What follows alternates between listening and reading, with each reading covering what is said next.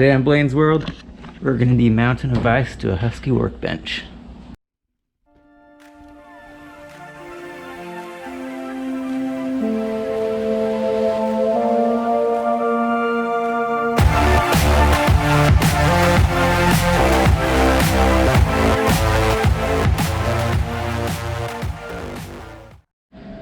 Tools we're going to need. We're going to need a drill, 5/16 drill, a marker to mark your holes, a wrench and a socket to mount the vise to the table, and I used 5/16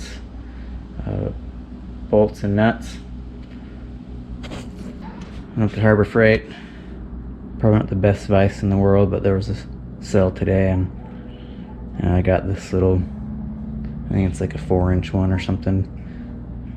Regular price is like $39.99. I think I picked up for like 30 bucks. So, you know, not super heavy duty, but it'll be fine for what I'm doing here. So I'm gonna mount it to my Husky toolbox. I took out top drawer just to give me a little space so I can fit, you know, a wrench in there, because I'm gonna bolt it to the top of this. So what I did is I just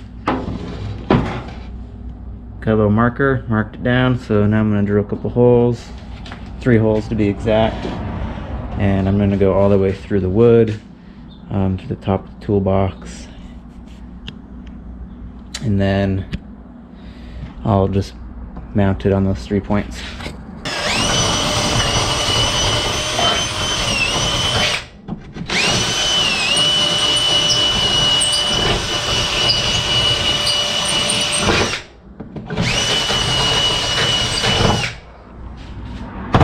Kind of just wallowed out the holes a tiny bit, just make them a little bit bigger so the bolt fits through there better.